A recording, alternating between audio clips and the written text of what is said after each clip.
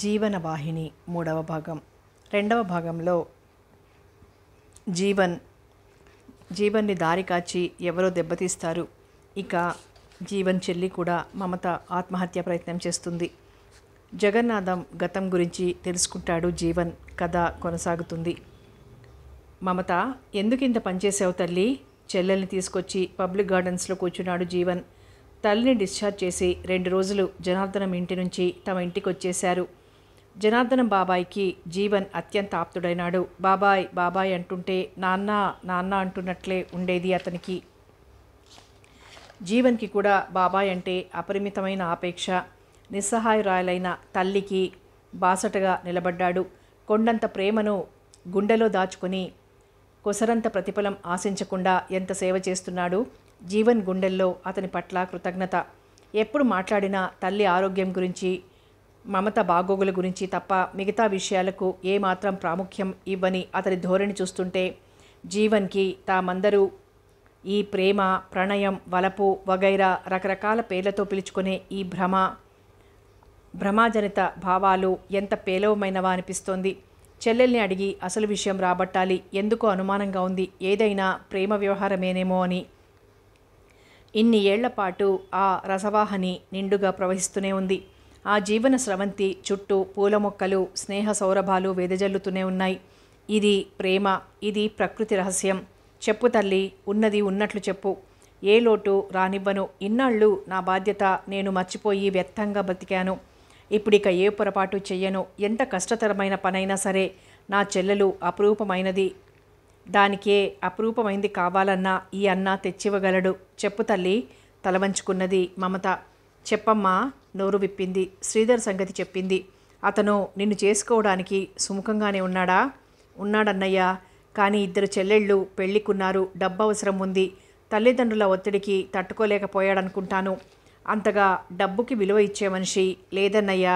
అసలు మేమెప్పుడు అంత బాహటంగా మాట్లాడుకోలేదు. చిన్నప్పటి నుంచి కలిసి పెరిగామో.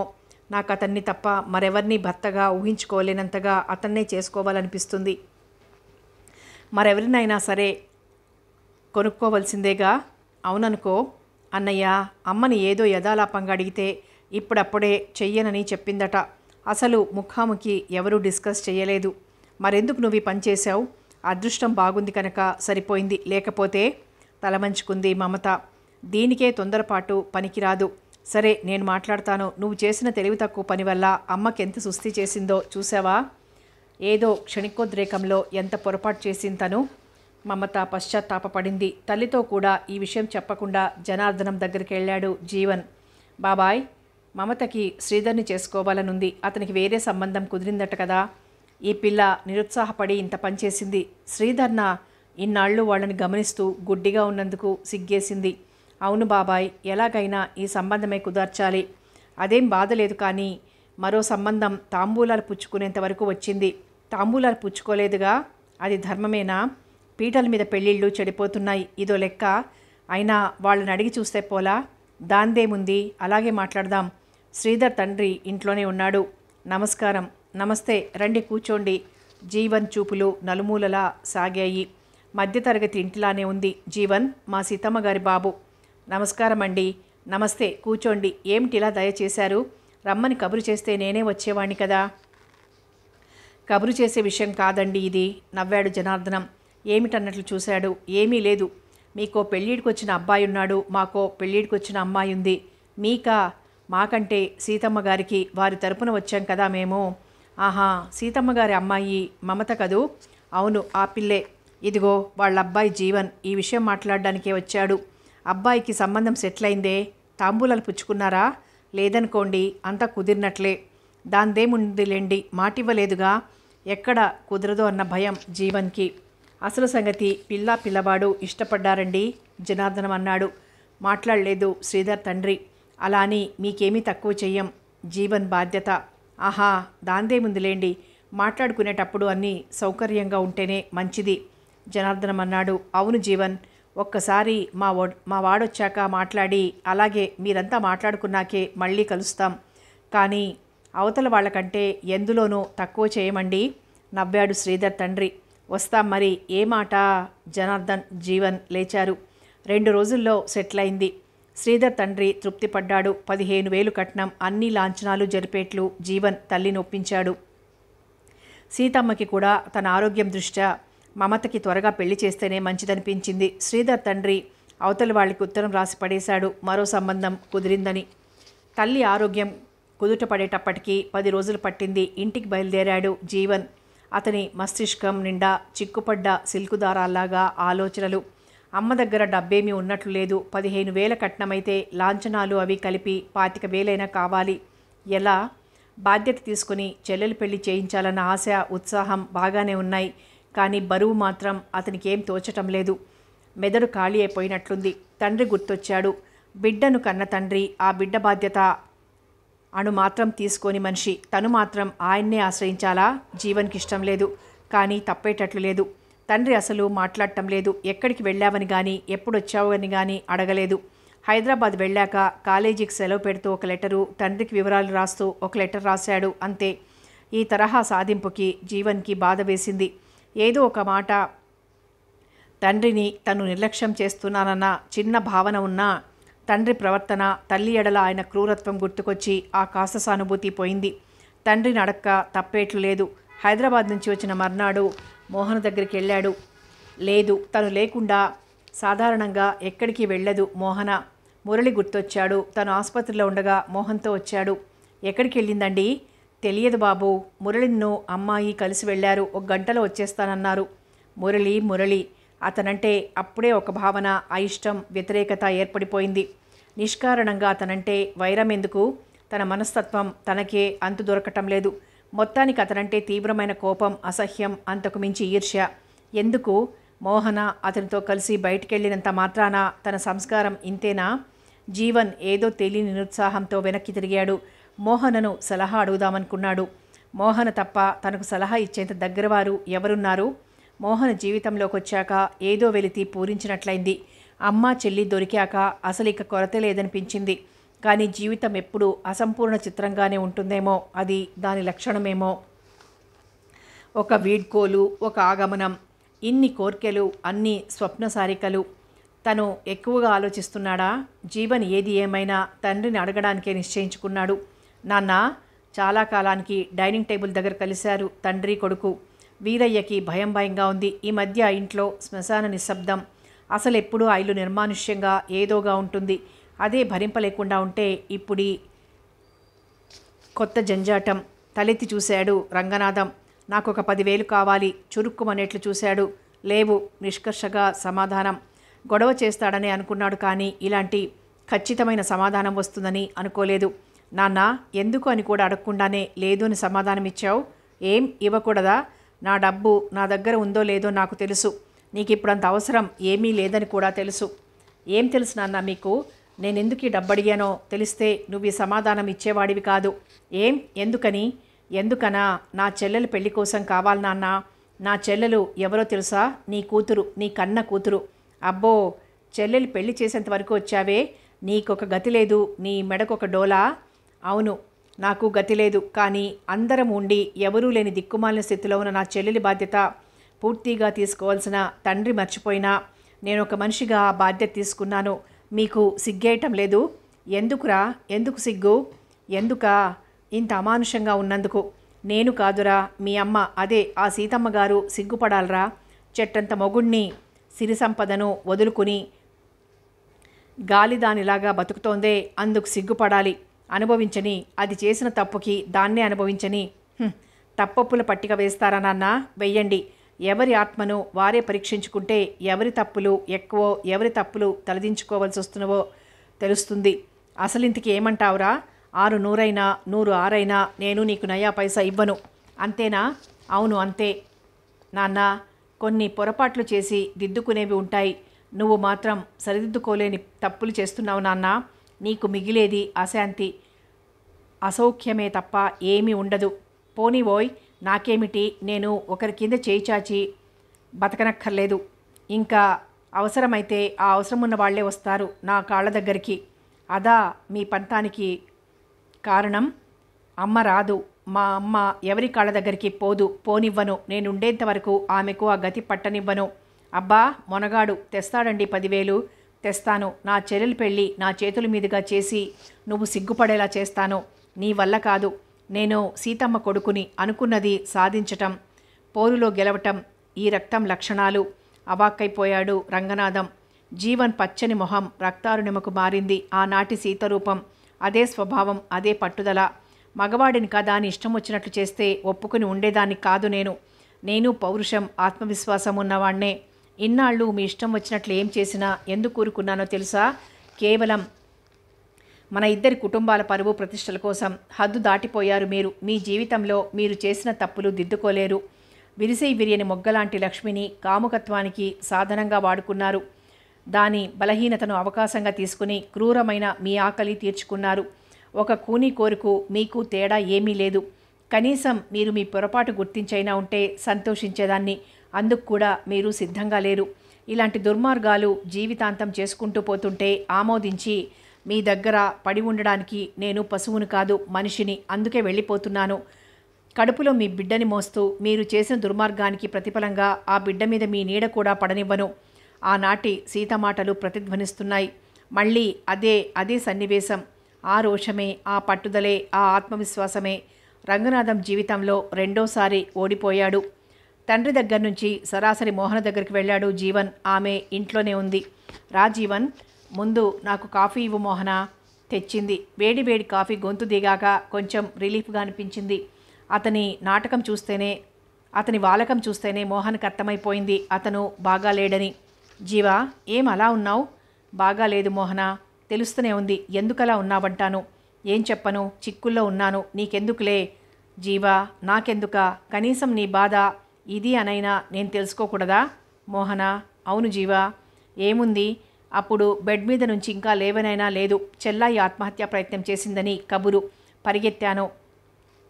అమ్మకు బీపీ. వాళ్ళిద్దరిని ఇంటికి చేర్చి చెల్లి అంత పనిచేసిన కారణం ఏమిటా అని చూస్తే ప్రేమ గొడవ. సరే, అది సెటరైట్ చేసి పెళ్లి కుదిర్చాను. వివరాలు తర్వాత చెప్తాను. ఇప్పుడు పెళ్లి నెలలో చెయ్యాలి. కట్నం 15,000.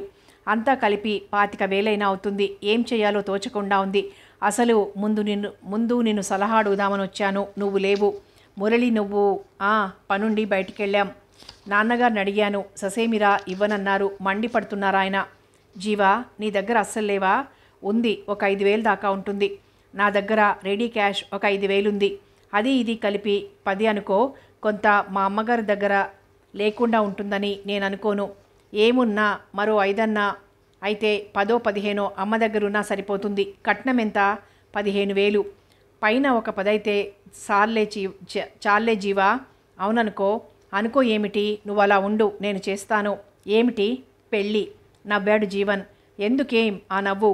అప్పుడే వదినగారి పోజు వేస్తుంటేనో. తల వంచుకుంది మోహన. ఆ రోజు నీతో ఆ కుర్రాన్ని చూసి ఎంత బాధపడ్డానో తెలుసా?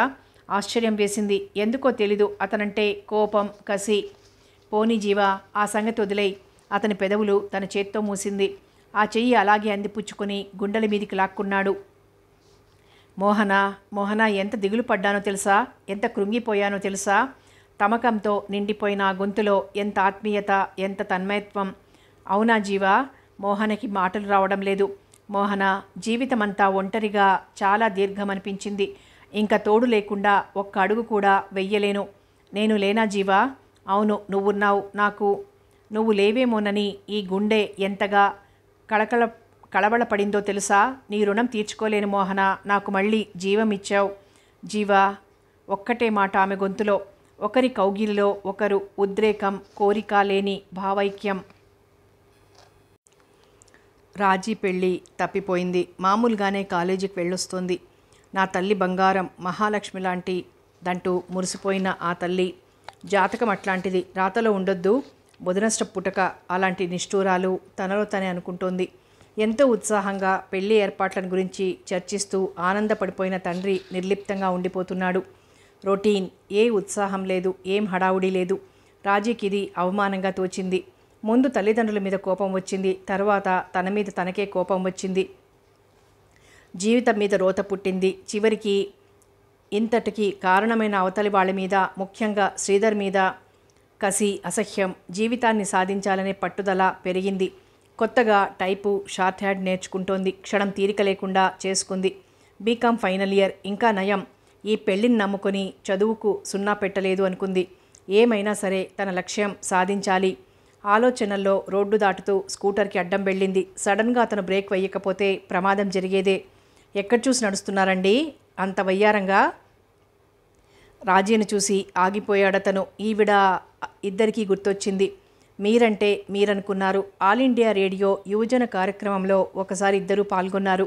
ఆ పరిచయం, కో ఎడ్యుకేషన్ మీద చర్చ, చాలా చక్కని భావాలు ఇతనివి. రాజీకి బాగా నచ్చాడు. ఆ రోజు తీసిన ఫోటోలో ఇద్దరూ పక్కపక్కనే నించోవాల్సి వచ్చింది. ఒకరి ఒళ్ళు ఒకరికి తగిలేంత దగ్గరగా నిల్చున్నారు. అతని నుండి ఒక విధమైన సువాసన. అంత దగ్గరగా నిల్చోవడంలోనూ ఎంతో జాగ్రత్తగా మర్యాదగా నిల్చున్నాడు. అసలు అతను వెలిబుచ్చిన భావాలు, స్త్రీని గౌరవించే రీతిలో చాలా ఇష్టపడింది రాజీ అతన్ని. ఆ ప్రోగ్రాం జరిగాక మళ్ళీ అతన్ని ఇదే చూడటం. అతన్ని చూడగానే ఒక్కసారి సినిమాలా ఆమె కళ్ళ ముందు మెరిసింది. ఎంతో మందిని చూస్తాం, కానీ ఏ ఒక్కరో అలా కలకాలం గుర్తుండిపోతారు. అలాంటివాడు చిరంజీవి. పైగా పేరు కూడా గుర్తుండిపోయే పేరు. ఏమిటండి ఆ పరధ్యాస? ఉలిక్కిపడింది రాజీ. ఏం లేదు. బాగున్నారా? ఉన్నాం ఇలాగా. మీరు? నేను అలాగే నవ్వుకున్నారిద్దరు. అలా నడుద్దాం, ఇది నడి రోడ్డు. ఇద్దరూ 4 అడుగులు వేసి రోడ్డు వారిన నిలబడ్డారు. అతను స్కూటర్ స్టాండ్ వేయబోతున్నాడు. అదేమిటి స్కూటర్ స్టాండ్ వేస్తున్నారు? తలెత్తి చూశాడు. అలా పోదాం పదండి. ఇక్కడెందుకు? పదండి, స్కూటర్ ఇక్కడ పెట్టేస్తాను. అలా హోటల్కి వెళ్దాం. స్కూటర్ స్టార్ట్ చేసి బస్టాండ్లో పెట్టొచ్చాడు. ఇద్దరు ఏసీ రెస్టారెంట్లోకి వెళ్ళారు. మనసు కంగారుగా దిగులుగా ఉన్నప్పుడు ఇవాళ ఉన్న ఒకే ఒక విశ్రాంతి స్థలం ఏసీ రెస్టారెంట్. బెజవాడ లాంటి జనప్రవాహం ఉన్న చోట ఏకాంతం, నిశ్శబ్దం. అలాంటి చోట తప్ప ఎక్కడా దొరకదు. కాఫీకి ఆర్డర్ ఇచ్చాడతను. అతని చూపుల్లో భయం, ఎవరైనా చూస్తారేమోనని. అతని మాటలు, ప్రవర్తన, తెలివి, మర్యాద రాజీని ఆకట్టుకున్నాయి. అందులోనూ శ్రీధర్ మీద ఉన్న అసహ్యం, కసి ఇతని మీద ఇష్టంగా రూపాంతరం చెందిందేమో. పోల్చుకోవడం, ఒకచోట దొరకని దానికోసం మరో చోట వెతుక్కోవడం మానవ లక్షణం. శ్రీధర్లో కనిపించిన లోపాలు ఇతనిలో లేనట్లు ఊహించుకుంది. రాజీకి చిరంజీవి పట్ల స్నేహభావం కలిగింది. మోహన ఫోన్ చేసింది జీవన్ ఇంటికి. వీరయ్య పలికాడు. రంగనాథం బొంబాయి వెళ్ళాడు. జీవన్ బాబు ఒక్కడే ఉన్నాడు అని చెప్పాడు. జీవన్ దగ్గరికి వచ్చింది మోహన. వీరయ్య మాత్రమే ఉన్నాడు. అతనికి తెలుసు మోహన జీవన్ రూమ్లో నిద్రపోతున్నాడు. జీవా, వేళకాని వేళ నిద్ర ఏమిటి? జీవన్ చెవిలో గుసగుసమంది. మెలకువ వచ్చింది జీవన్కి. మోహనను చూసి వారమైంది. మాట్లాడకుండా అటు తిరిగి పడుకున్నాడు. ఏయ్, అలిగావా? అలిగి అటు తిరిగి పడుకున్న జీవన్ పసివాడిలాగా తోచాడు. నుదుటి మీద ముద్దు పెట్టుకొని వెనక నుండి తలమీదుగా వంగి ఎదురెదురుగా ఇద్దరు క్రాఫ్ చెరిపేసింది. 2 చేతులతో అతని మొహాన్ని పొదివి పట్టుకొని మూసుకున్న కనురెప్పలు తన పెదవులతో తాకింది. ఇక ఆగలేకపోయాడు. పళ్ళ బిగున నటించిన బెట్టు దిగిపోయింది. మోహన ఒక్క ఉదుటున మంచం మీదికి లాక్కున్నాడు. ఏమిటి చొరవా? ఎక్కడికి పోయావు మోహన? ఇన్ని కష్టాల్లో నన్నొదిలి? ఏం కష్టాలున్నాయి? అన్నీ తీరిపోతాయి. చెల్లి పెళ్ళి అతి ఘనంగా నిశ్చింతగా జరుగుతుంది. ఏం? కళ్ళు మూసుకుని ఆమె గుండెల్లో తలదాచుకున్నాడు. ఇదిగో చూడు. పర్సు తీసి డబ్బు చూపింది. 9,000. 9 ఎక్కడివి? నీకెందుకు? నేను తెచ్చాగా ఒక ఫ్రెండ్ అడిగి. జీవన్కి ఆనందం. మోహన, నీ రుణం తీర్చుకోలేను. తీర్చుకోగలవు జీవా. ఇలా ఈ నీ చేతులు నన్ను శాశ్వతంగా కాపాడగలిగితే రుణం తీరిపోతుంది. మోహన, జీవా, నిన్ను నేను ప్రేమిస్తున్నాను మోహన. ఇంత తీయగా ఉంటుందా జీవా ప్రేమంటే? చీకటి పడింది. రూమ్లో గ్రీన్ బెడ్ లైట్ తప్ప వెలుగులేదు. ఆ డబుల్ కాట్ మీద జీవన్ పక్కన మోహన. స్త్రీ, పురుషుడు. మోహన, నువ్వు నాకు కావాలి. అవును జీవా, నాకు నువ్వు కావాలి. ఎంత హాయిగా ఉంది జీవా. మోహన తన్ను తాను మర్చిపోతోంది. జీవన్ని వివేకం హెచ్చరించింది. మోహన, చీకటి పడుతోంది. ఇంటికి వెళ్ళవు? వెళ్ళను. చెప్పే వచ్చాను రానని. ఇక్కడే ఉంటావా? అవును జీవా, ఇక్కడే నీ కౌగిలిలోనే ఉండిపోతాను. మోహన కళ్ళల్లో నీళ్లు. మోహన, ఏం జీవా, నీకు అభ్యంతరమా? చచా, ఉన్నా నేను ఇక్కడే ఉంటాను జీవా. నన్ను వద్దనకు. ఈ ఒక్కసారికి నేను కోరినట్లే నన్నుండని, నీ గుండెల్లో తలదాచుకొని నువ్వు నావాడివేనని నన్ను నమ్మని, నీ చేతులలో నిదురించని. ప్రత్యూష పవనంలా వలపు ప్రత్యంగాన్ని స్పృశిస్తోంది. ప్రతి అణువు లయబద్ధంగా స్పందిస్తోంది. ఆకాశం కౌగిలిలో ఈ ధరిత్రి ప్రణయం అనంతమై ఆశాంతం తడుముతోంది. ఇద్దరూ ప్రణయోన్మత్తులైనారు. మాట వినని గుండె, అనుభూతుల చేత సత్యం, సంచలనం, ఉద్దీపత, నిద్రాణమైన తలపుకు మేలుకొలుపు, స్వచ్ఛమైన సహజమైన అపూర్వ సంగమం. పశ్చాత్తాపడుతున్నావా జీవా? లేదు మోహన, తొందరపడ్డామేమో అనిపిస్తోంది. లేదు జీవా, ఇప్పుడు తొందరపడకపోతే. మోహన కళ్ళల్లో నీళ్లు, చిరు చెమట్లు, నుదుటి మీద ఒళ్లంతా చిరువణుకు. జీవన్ స్పర్శకు స్పందిస్తోంది. సడలించిన కౌగిలింతను బిగించాడు. అతని చేతుల్లో ఆమె గువ్వపిట్టలా ఒదిగిపోయింది. ఏదో బాధపడుతున్నట్లుంది. జీవా, నా పురుషుడివి నువ్వు. నీ చేతుల్లో ఈ తీయని బాధ, నా అనిర్వచమైన అనుభూతి, ఇది చాలు జీవా. ఈ జన్మకి ఇంకేమీ నాకు లేకపోయినా, మరో జన్మ లేకపోయినా ఈ అనుభవం, నువ్వు నేను ఒకటేనన్న ఈ మనోజ్ఞమైన భావన, ఈ అనుభూతి చాలు జీవా. అతని తలను తన గుండెల్లో ఎక్కడ ఈ పెన్నిది చేజారిపోతుందో అన్నంత పదిలంగా ఆమె కన్నీళ్లు అతన్ని అభిషేకిస్తున్నాయి. ఇంకా రంగనాథం ఇంటికి రాలేదు.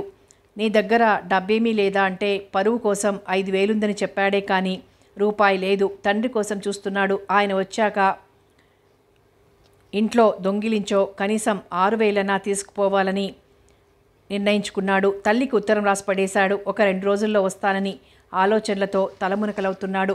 చేతిలో పుస్తకం ఉంది. అక్షరాల వెంట కళ్ళు పరిగెత్తుతున్నాయి. మెదడు మాత్రం ఎక్కడో ఉంది. వీరయ్య తాత బెదురుగా కళ్ళ నిండా నీళ్లతో రేగిపోయిన తల, ఒగరుస్తున్న 10 ఏళ్ల పిల్ల గుర్తించాడు. సరస్వతి, తోట బంగాళాలో ఉంటున్న ఆమె కూతురు, తనకు చెల్లెలు. జాలేసింది. రామ్మ, ఏం కావాలి? ఆ పిల్ల రాలేదు. వీరయ్య తాత. వీరయ్య లేడనుకుంటానే, బజార్ వెళ్ళాడు. వీరయ్య లేడు అనగానే ఆ పిల్లకి దుఃఖం పొర్లుకొచ్చింది. జీవన్ లేచి దగ్గరికి వెళ్ళాడు. ఎందుకు? ఏమైంది? వీరయ్య తాత కావాలి. మా అమ్మ పడిపోయింది. మాట్లాడడం లేదు. భయమేస్తోంది. అయ్యో, మూలిగింది మనసు. ఎంత దిక్కులేని తనం. ఈ 10 ఏళ్ల పసిదాన్ని ఒంటరిగా ఆ తల్లి విడిచిపోతే ఇంకా ఆలోచించలేదు. పద తల్లి, అక్కున చేర్చుకున్నాడు. గబగబా ఇల్లు తాళం వేశాడు. తోట బంగాళాలో ఆవిడ స్పృహ లేకుండా పడింది. తోటమాలి భార్య విసనకరతో విసురుతోంది. ఉల్లిపాయ తొక్కి వాసన చూపించాం బాబు అందావిడ. నే వెళ్ళి డాక్టర్ని పిలుచుకొస్తాను, నువ్వు ఇక్కడే ఉండమ్మా. జీవన్ డాక్టర్ని పిలుచుకొచ్చాడు. హార్ట్ అటాక్ మొదటిసారే, చాలా సీరియస్గా వచ్చింది. ఆసుపత్రిలో చేర్చే అవసరం కూడా లేదు అన్నాడు డాక్టర్. 1 గంట తర్వాత స్పృహ వచ్చింది. జీవన్ పక్కనే కూర్చున్నాడు. లక్ష్మి కళ్ళెత్తి చూసింది. జీవన్ ముఖంలో ఆందోళన. చూపులు బిడ్డ మీదికి మళ్ళాయి. కళ్ళల్లో నీళ్లు తిరిగాయి. బాధపడకండి అన్నాడు జీవన్. లేదు నాయనా, బాధపడటం లేదు. పైపెచ్చు ఆనందంగా ఉంది. కానీ ఈ బిడ్డను దిక్కులేని దానిగా చేసిపోతున్నానే అని మాత్రమే బాధగా ఉంది. మళ్ళీ మరో లక్ష్మి చరిత్ర. అవేం మాటలండి, మీకు తగ్గిపోతుంది. మీరు అని మన్నించదగిన దాన్ని కాదు బాబు నేను, తలదించుకున్నాడు జీవన్. బాబు, ఇది నా చివరి రోజు, నాకు తెలుసు. పోయే ముందు ఒక్క కోరిక బాబు. నన్ను అసహించుకున్న, మీ అమ్మగారికి అపకారం చేశానని ద్వేషించిన ఈ పిల్ల పసిది. దాని తప్పు ఏమీ లేదుగా బాబు. దాన్ని ఒక దారికి తెమ్మనే నా కోరిక. తప్పకుండా. సరస్వతి బాధ్యత నాదే. నువ్వేం దిగులు పడొద్దు. జీవా అని పిలవాలనుంది నాయన. మీ నాన్న లొంగదీసుకున్నారు బాబు. నా నిస్సహాయత్వం ఆసరాగా చేసుకుని ఇలా చేశారు. ఆయన వస్తున్నాడంటేనే రోజురోజుకి కాలుతున్న కుంపటి చితిమంట గుర్తొచ్చేంత భయంకరమైన అనుభవాలు ఇచ్చాడు. ఆయాసంతో ఆగిపోయింది. ఎక్కువగా మాట్లాడొద్దు. మాట్లాడని బాబు, మాట్లాడని. సరస్వతి, నువ్వు లోపలికెళ్ళు. జీవా, ఇన్నాళ్ళు మూగవేదన గుండె నిండి ఆనందం మర్చిపోయాను. 2 చేతులు కలిస్తే గాని చప్పుడు కాదు. జరిగిన పొరపాటుకి అంతా ఆయనదే బాధ్యత అని, ఆయనే శిక్షార్హుడని నేననను. కానీ ఆయన నాకంటే అన్నేళ్లు పెద్దవాడు, భాగ్యవంతుడు. నాలాంటి అమాయకపు స్త్రీలను ఎందరినో అన్యాయం చేసి నన్ను మాత్రం ఇలా ఇందుకు కూడా కారణం ఉంది బాబు. ఆయన కాముకుడే కాదు, ఆడదాన్ని చిత్రహింస పెడతాడు. ఆ హింస భరించే ఆడది దిక్కుమాలినది, చేతకానిది తప్ప లాభం లేదు. అందుకే నన్నెన్నుకున్నాడు.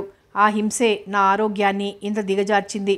ఎగశ్వాసతో రొప్పుతోంది. జీవన్కి తెలియని కొత్త విషయం. మీ నాన్నతో కాపురం కన్నా పులితో పక్క పంచుకోవడం నయం బాబు. నాకింకా బతకాలని కూడా లేదు. కానీ ఈ పసిది. పిన్ని, నన్ను పిన్ని. అవును పిన్ని, నువ్వు ఏ విషయంలో మాకన్నా తక్కువ? కేవలం ఆయన నిన్ను సొంతం చేసుకున్నాడనే ఇన్నాళ్ళు నిప్పుతో కాపురం చేశావు. తాళి కట్టనంత మాత్రాన నువ్వు ఆయన భార్యవు కాకుండా పోవు బాబు. ఆనందమో దుఃఖమో తెలియని స్థితి. పిన్ని, నువ్వు నిశ్చింతగా ఉండు. చెల్లిని నేను కాపాడుకుంటాను. నువ్వు ఊహించినంత గొప్పదాన్ని చేస్తాను, చదివిస్తాను. వెక్కి వెక్కి ఏడుస్తోంది లక్ష్మి. ఈ చివరి ఘడియల్లో నాకెంత శాంతినిచ్చావు తండ్రి. ఈ జీవితం క్షుద్రమైంది. నేను నికృష్టురాల్ని అనుకున్నాను. కాదురా కాదు, నేను ఆడదాన్నే, నేను పుణ్యస్త్రీనే. ఉద్వేగంతో కళ్ళు మూసుకుని గుండెల మీద చేతులుంచుకుంది. ఆ మూసుకున్న కళ్ళు మళ్ళీ తెరుచుకోలేదు. మనసారా ఆమెకు ఉత్తరక్రియలు జరిపాడు జీవన్. సరస్వతిని ఇంటికి తీసుకొచ్చాడు. ఆ తర్వాత 2 రోజులకి రంగనాథం వచ్చాడు. దీన్నెందుకు తెచ్చావన్నాడు. లేక తేక తప్పేదే ఉంది అన్నాడు కొడుకు. ఎందుకు పెంచుతావా? అవును, తల్లి లేని పిల్ల నా దగ్గరే ఉంటుందిక. తల్లి లేని పిల్ల? అవును, లక్ష్మి పిన్ని చచ్చిపోయింది. రంగనాథం రాన్పడిపోయాడు. తల్లి దగ్గర నుంచి ఉత్తరం, పెళ్ళి ఇంకా వారం రోజులే ఉంది రమ్మని. మోహన తెచ్చిచ్చిన 9,000 ఉన్నాయి. ఏం చేయాలో పాలు పోవటం లేదు. ఏది ఏమైనా తప్పదు. రంగనాథం అప్పుడే భోజనం చేసి పడుకున్నాడు. నాన్న, తాళాలు ఇటివ్వండి. ఇచ్చాడు తండ్రి. ఆయనకేమాత్రం సందేహం లేదు కొడుకు డబ్బు తీస్తాడని. రంగనాథం చూస్తూనే ఉన్నాడు. లెక్క పెట్టి 6 కట్టలు తీసుకొచ్చాడు. ఎందుకురా అంత డబ్బు?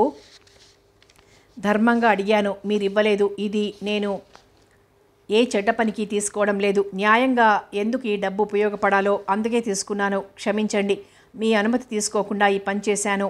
రంగనాథం నోట మాట రాలేదు. తాళాలు వేసి తండ్రికిచ్చాడు. 4 అడుగుల్లో గది దాటి వెళ్ళిపోయాడు. రంగనాథం తన మాట లక్ష్యపెట్టలేదే అని ఓ మూల చిన్న కోపరేఖ ఉన్నా ఒక పక్క సంతోషం లేకపోలేదు. తన బిడ్డ పెళ్లికే ఆ డబ్బు నిజంగానే తన విద్యుక్త ధర్మం కదా. అది తన బదులు కొడుకు తీసుకున్నాడు. ప్రశాంతంగా నిద్రపట్టింది. జీవన్ సరస్వతిని కూడా తీసుకుని హైదరాబాద్ వెళ్ళాడు. తల్లి నిరుత్సాహంగా ఉంది. మమతకి కూడా దిగులుగా ఉంది. గాలిలో దీపం పెట్టామా అనుకుంటున్నారు వాళ్ళు. సరస్వతితో సహా వెళ్ళాడు తల్లి దగ్గరికి. సరస్వతి బెరుగ్గా బయటే నించుండిపోయింది. రామ్మా అన్నాడు జీవన్. ఇంతవరకు ఆ పిల్లకి అన్నయ్య అని పిలిచే ధైర్యం రాలేదు. భయంగా లోనికి అడుగేసింది. సీతమ్మ కుర్చీలో కూర్చుని కాఫీ తాగుతున్నదల్లా కొడుకుని చూసి గబ్బాలను లేచింది. కొండంత బలం వచ్చినట్లయింది. రానాన్న. సరస్వతి కనిపించింది. ఎవర్రా అమ్మాయి? చెప్తానమ్మా, రా సరసు రా. లోపలికి చెయ్యి పుచ్చుకొని లోపలికి తీసుకున్నాడు. మమత చెల్లెల్ని కేకేశాడు. అన్నయ్య వచ్చాడు. ఆనందంతో పొంగిపోతూ వచ్చింది. అన్నయ్య ఇప్పుడైనా రావటం? అవునమ్మా, ఇదిగో ఈ పాపను లోపలికి తీసుకెళ్ళు, మన చెల్లి. ఆశ్చర్యంగా ఇద్దరూ తలలెత్తి చూశారు. మౌనంగా సరస్వతిని తీసుకుని లోపలికి వెళ్ళిపోయింది మమత. ఎవరా ఆశ్చర్యపోతున్నారా అమ్మా? నాన్నగారి తోట బంగళాలో దిక్కు లేకుండా ఉన్న పిల్ల లక్ష్మి పిన్ని కూతురు. ఆశ్చర్యం మీద ఆశ్చర్యం. ఆ పిల్లని తీసుకురావడం, చెల్లి అని పిలవడం, ఇప్పుడు ఆ మనిషిని పిన్ని అనడం సీతమ్మకి కించిత్ బాధాకరంగానే ఉంది. అమ్మా, ఆవిడ చచ్చిపోయింది. లక్ష్మి పోయిందా? అవునమ్మా, నీ భర్త చేతిలో ఇన్నాళ్ళు పడ్డ హింస ఆమెను బలి తీసుకుందమ్మా. బాబు, లక్ష్మి పిన్ని చివరి గడియలు నా చేతుల్లోనే, నా ఒడిలోనే కన్నుమూసింది. మనసు విప్పి నాకు చెప్పుకుంది ఆవిడ బాధలు. ఆవిడ ఆడదే, ఆమెకు ఆశలు కోరికలు ఉంటాయి. మొలకలెత్తకుండానే ఆమెను భూస్థాపితం చేశారు నాన్న. అమ్మా, నాన్న శాడిజం ఆమెనింత త్వరగా చంపింది. తల వంచుకుంది సీతమ్మ.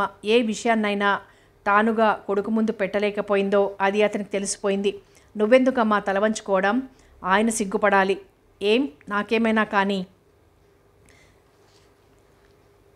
మమత, కాఫీ తీసుకురా అంది. తను తెచ్చిన 15,000 తల్లికిచ్చాడు. ఎక్కడిది బాబు ఇంత డబ్బు? ఎక్కడిదో, దొంగలించుకొని మాత్రం రాలేదు. నవ్వాడు. మరెందుకు నీకదంతా? చెల్లాయి పెళ్ళి డబ్బిది అంతే. నా దగ్గర ఒక 8,000 ఉన్నాయి. అవి ఇవి కలిపితే. హమ్మయ్య, నీ దగ్గర ఏమైనా ఉందో లేదో అని భయపడ్డానమ్మా. అంత ముందు చూపు లేకుండా లేదు కానీ మీ నాన్నగారితో చెప్పావా? లక్షణంగా చెప్పాను అని తల్లి వంక చూశాడు. ఆ కళ్ళల్లో కుతూహలం, భయం. ఏమన్నారో అని ఆలోచిస్తున్నావు కదమ్మా. ఏమని ఉంటారనుకుంటున్నావా? ఆనందపడ్డారు. ఎంతైనా కన్న తండ్రే కదమ్మా. మొహం చాటు చేసుకుని స్నానానికి వెళ్ళిపోయాడు. సీతమ్మకు తృప్తిగా ఉంది. ఆయన ఇచ్చి ఉంటారు డబ్బు కూడా. సరస్వతిని సొంత బిడ్డగానే చూస్తోంది సీతమ్మ. కులం గాని కులం, ఆడదాన్ని చేరదీయడానికి లేని ఆంక్షలు బిడ్డని సాకడానికి వస్తాయి. కొడుకు ఎంత ఎదిగాడు. తండ్రి చేసిన తప్పులు ఎంత చక్కగా సరిదిద్దుతున్నాడు. అబ్బుర పడుతోందావిడ. కొడుకంటే ప్రేమ, కొడుకుని చూసుకుని గర్వం. పెండ్లి స్థిరపడింది. రంగనాథానికి ఎవరికీ తెలియకుండా కార్డు పంపింది. ఆ కార్డు వెనకే 2 ముక్కలు రాసింది. ఇది మీరు నిర్వహించవలసిన శుభకార్యం అని. కొడుకు కార్డు పంపాడు. చిన్న చీటీ పెట్టాడు. నాన్న, మీరు అసహించుకున్నా, మీరు కోపగించుకున్నా, మీరు చేసినవి తప్పులే అయినా ఒప్పులే అయినా, మీరు అన్నింటా మీకు అన్నింటా వారసుణ్ణి కాలేదు కానీ ఈ శుభకార్య నిర్వహణ మీ వారసత్వమే. మీ మనసొప్పితే దీవించండి జీవన్. ఈ 2 శుభలేఖలు, ఈ 2 వర్తమానాలు రంగనాథం ఆంతర్యాన్ని కదిలించాయి. పెళ్లి శాస్త్ర ప్రకారమే జరగాలని పట్టుపట్టారు వాళ్ళు. నిజానికి జీవన్కి రిజిస్టర్ మ్యారేజీ చేద్దామని ఉంది.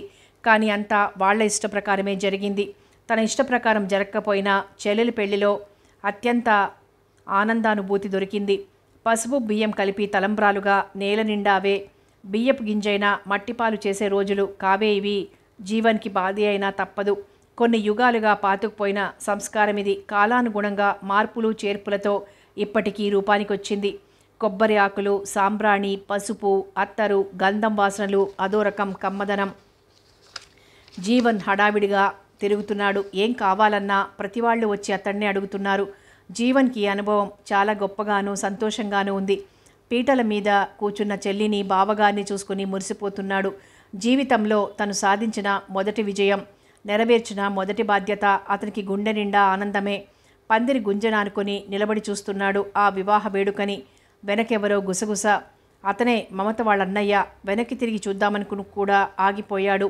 అసలు వాళ్ళేం చెప్పుకుంటారో విందామని. ఇతనా? కట్నమిచ్చి సంబంధం అది మాట్లాడింది కూడా ఇతనేనట. అబ్బా, ఎంత శ్రద్ధ!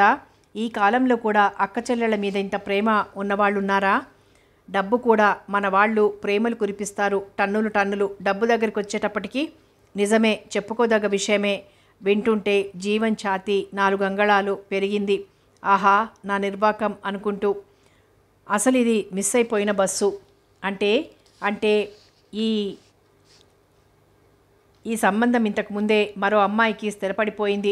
అన్నీ కుదుర్చుకున్నారు కూడా. కానీ ఇతను కట్నం ఎక్కువ ఇస్తానని చెప్పి కుదుర్చాడు. ఆ సంబంధము లేదు, గాడిద గుడ్డు లేదు. అది మాత్రం అన్యాయం. వేలం పాటలో లాగా. అయినా వీళ్ళు మాత్రం అదేమిటి, మరో ఆడపిల్ల జీవితం పాడైపోలా? అదంతేనే, గొలుసు కట్టు. మమత శ్రీధర్ని పెళ్లి చేసుకోవాలనుకున్నారు. శ్రీధర్ చెల్లెళ్ళకి పెళ్లి చేయాలి, డబ్బు కావాలి. ముందు మమత వాళ్ళంత కట్నం ఇవ్వలేరని వేరే సంబంధం చూసుకున్నారు. తర్వాత అంతకంటే మరో 4-5 ఎక్కువ పెట్టేటప్పటికీ పెళ్లి కుదిరిపోయింది. మరీ వ్యాపారం అయిపోయింది. పెళ్ళొక్కటే కాదు తల్లి, వ్యాపారం. అంతా వ్యాపారమే. మనం డబ్బు పరిపాలించే సమాజంలో ఉన్నాం మరి. వెనక్కి తిరిగి చూశాడు జీవన్. మమత స్నేహితుల్లా ఉన్నారు. ఇద్దరు పెళ్ళీడు వచ్చిన వాళ్లే. అతని మనసంతా కలిచివేసినట్లయింది. ఎంత పని జరిగింది! అయినా ఇదంతా కావాలని ఎవరు చేసింది కాదు, కాలం అంతే. అక్కడి నుంచి వెళ్ళిపోయి తల్లి గది తలుపు దగ్గరికి చేరుకుని మంచం మీద వాలాడు. అందరి జీవితాల్లా కాకుండా తన జీవితం అసాధారణంగా తలుచుకుంటే ఇబ్బందిగా ఉంది, వ్యాకులంగానూ ఉంది. శ్రమపడి ఉన్నాడేమో, నిద్ర పట్టింది. మెలకువ వచ్చేటప్పటికి పక్కనే పడకుర్చీలో తండ్రి. గడ్డం పెరిగింది, మొహంలో అలసట, కళ్ళు లోతుకుపోయాయి. బట్టలు మాత్రం కొత్త పంచ, తనదే ఫుల్ హ్యాండ్స్ చొక్కాపై కండువా, తలకు పోసుకున్నట్లున్న తల నిండా తెల్ల వెంట్రుకలు. తండ్రి ఇంత వృద్ధుడా అనిపించింది జీవన్కి. మంచం దిగి బయటకొచ్చాడు. భోజనాలు అవుతున్నాయి. జనార్దనం బాబాయ్ దగ్గరుండి అన్నీ చూసుకుంటున్నాడు. తల్లి కోసం వెతుకుతున్నాడు. ఏమోయ్, పెళ్ళికూతురు అన్నగారు ఇలా నిద్రపోవచ్చునా? భయం భక్తి లేదు. హాస్యం చేశాడు జనార్దనం. నాకేం బాబాయ్, కొండంత బాబాయ్ ఉండగా నవ్వి లోపలికెళ్ళాడు. తల్లి వంటల దగ్గరుంది. 4 పక్కలా చూసి మళ్ళీ జనార్దనం బాబాయ్ దగ్గరికి వచ్చాడు. బాబాయ్, నాన్నగారు వచ్చారు. సమయానికి అందుకున్నారు. ముహూర్తం వేళకు వచ్చి కన్యాదానం చేశారు. కన్యాదానమా? మీ అమ్మ పక్కన పీటల మీద కూర్చొని మీ అమ్మకి ఎంత సంతోషం అనిపించిందో తెలుసా? కూతురికి అటు ఇటు కూర్చొని శాస్త్రప్రకారం అన్నీ జరిపారోయ్. అతని కళ్ళల్లో లీలగా నీటి చారిక. జీవన్కి ఇది కలలాగా ఉంది. అసలు ఇది సాధ్యమా? ఒకవైపు ఆనందంగా ఉంది. ఆలోచిస్తూ తండ్రి దగ్గరికి వెళ్ళాడు. కదులుతున్నాడాయన. నాన్న పిలిచాడు జీవన్. లేచావా బాబు? లేవండి నాన్న, ఆ మంచం మీద పడుకోండి. పర్వాలేదులే, ఎంత అలసటగా ఉందో. నువ్వు పడుకో. ఎప్పుడొచ్చారు నాన్న? నేనొచ్చి కన్యాదానం చేశాన్రా. ఆ ఫలితం మాత్రం దక్కించుకున్నాను. ఆశ్చర్యంతో వింటున్నాడు జీవన్. నువ్వు మీ అమ్మ రాసిన ఉత్తరాలు, కార్డ్సు అందాయి. మనసు మళ్ళింది. వచ్చేశాను. ఏమిటి, అమ్మ ఉత్తరం రాసిందా?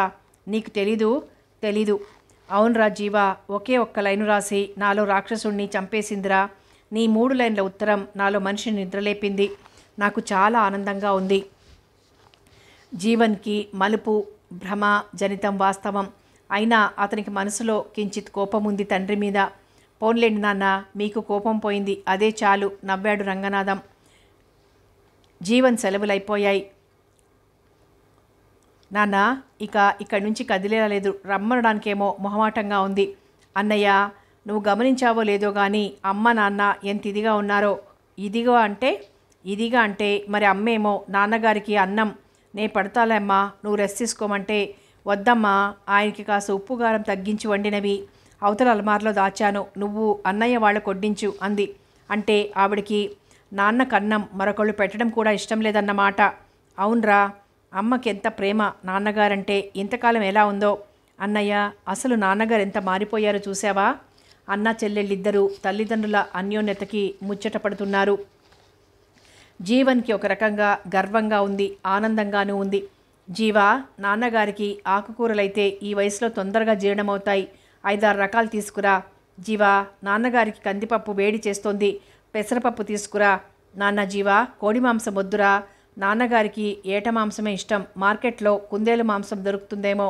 ఆయనకి కుందేలు మాంసం అంటే పండగే.